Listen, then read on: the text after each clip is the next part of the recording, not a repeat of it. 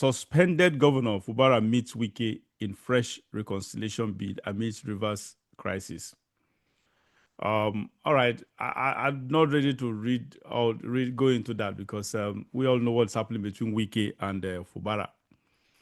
The truth is, I don't even know what is going on in Rivers State right now. I don't even know where we are with Wike, Fubara, and Tinubu. I don't even know where we are with the what do you call it, with the state of emergency. Everything is just, we are just experiencing a stalemate in Rivers State in the political terrain. So, but that's not why I'm talking about this. I'm talking about this issue because of Fubara. Again, if you watched the first topic I treated on this episode, I talked about having phobia for weak people. Honestly, again, I talked about how I hated Jonathan, not for his personality, but because of his administrative weakness, his leadership weakness or weaknesses. The same issue I'm having with Fubara. I think his full name is Simin Laye Fubara. All those Ijaw name, I'm not too conversant with them, so forgive my mispronunciation.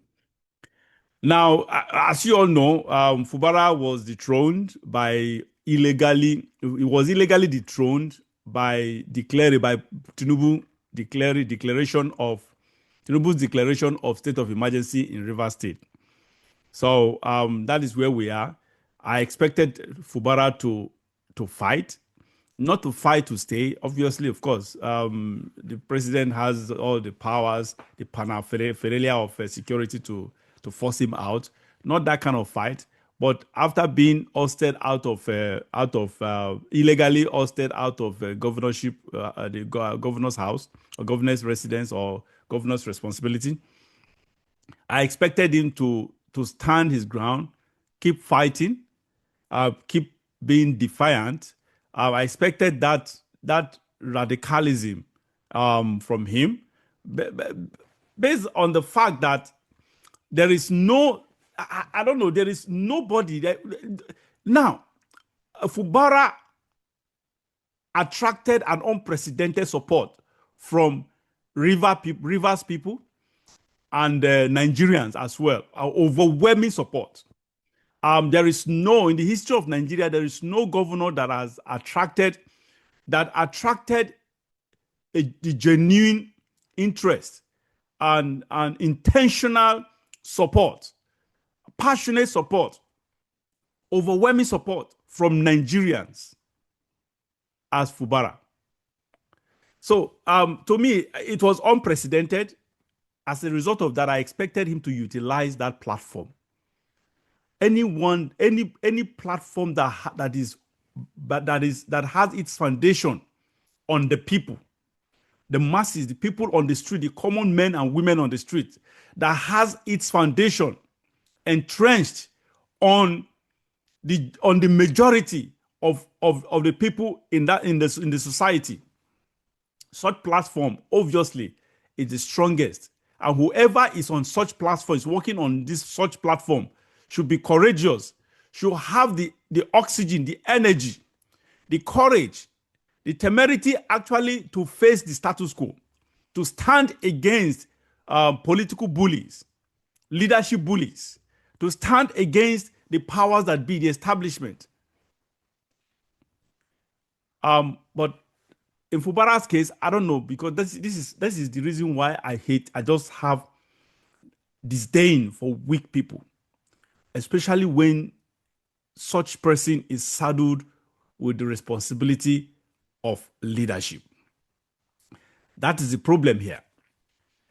First, the truth is, in the beginning, I've always seen Fubara as someone who is weak. I've viewed him just like Jonathan, good luck Jonathan. So it's not surprise to me what he's doing right now. But the only thing is that, even though in the beginning when I viewed him very weak, and I saw him actually as someone who can be just who can be tossed around by the powers that be. But eventually, I came around to view him in a different light because he exuded a level of courage that I didn't see in him. He exuded a kind of a level of temerity of God to actually face Wike, the rude and arrogant Wike. That was when I came around to say, oh, okay, I think this guy has some balls anyway. So let's see where he goes with it. And that was when I started supporting him. But eventually, as they say, leopard never changes its spots. That is just the reality. A weak man will always remain a weak man. A pig will always remain a pig. No matter how much you wash or you bath this pig, the pig will always go back to its slum. That's exactly what Fubara is doing to us right now. He's been Fubara that I knew quite all right he is. So it's no surprise to me. This man is just I don't know. Honestly, he is just throwing all that everyone labored, both the common men and women on the street, the leaders of this man had the support of rivers people, both from the top to bottom. Political leaders in rivers, common men and women on the streets of rivers, were all overwhelmingly in support of this man. And this man has decided to disappoint everyone by chickening out.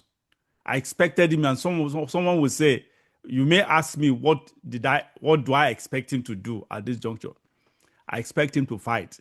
And you will say, okay, if he fights, he won't get the governor, he won't go back, they won't reinstate him. And probably he will never be a governor anymore. And I say to you, my response is, and so what? I rather the way I view life is,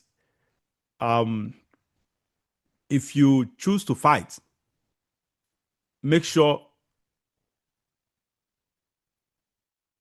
that fight is worthwhile. And if it is worthwhile, then you should be ready to take anything and everything, any incoming at you. You should be ready to withstand it. And if you cannot withstand the heat, still remain there. Even if the heat will suffocate you, at least be suffocated in courage, in bravery. I'm that kind of a person who believes in dying, trying, dying a brave person. That is my philosophy about the struggles of life. So I expected Fubara to stand his ground and fight all these political bullies, especially someone like Wike and Tinubu. Worst case scenario, he will not be reinstated. Illegally, he will not be reinstated. And so what? He will end up engraving his name in history. And I bet you, what you do today will, if the good or the positive vibes or energy you exude today may not benefit you in the immediate term, but it will be waiting for you in future. You will eventually reap the reward in future. To be waiting for you someday, somewhere in the future. So, which boils down to whatever you sow, you will reap. If you reap weakness will swallow you up. And we know what weakness does if it swallows you up. If you exude energy, vibrancy, courage, temerity, that too will come back at you in a positive way. So whatever you sow, you reap, and that's just it. What Fubara is doing right now is just killing his political career for life. It's not only going to kill his political career, it's just going to really diminish his entire image. Anyway, he never had any good image anyway, because whatever Wike, all the looting, the stealing that Wike did in River State, Fubara was privy to that. He was the accountant general then of the state, so he was privy to that. So obviously he knows everything. He knows where the bodies are buried. So he was part of the system. So he knows everything. He's as corrupt as Wike again. We supported him because we just felt he was on the side of the people. We thought he was on the side of the people, but what we have seen today, he's decided to chicken out. He's gone to actually kiss, not kiss. Kissing the ring is even better than, is dignifying than what the right word that actually fits him, which is he has gone to actually lick his boots. We lick Wike's boots. That's just it. Okay, boot of, or his feet. He has done that, did that to Tinubu, he's doing that to whatever. So this is just this is disgracing. This is disgraceful. It's disappointing, honestly. I just hate people. I don't even know how people like this get to power. Wrong people, round pegs in square holes. That is the Nigerian system, unfortunately.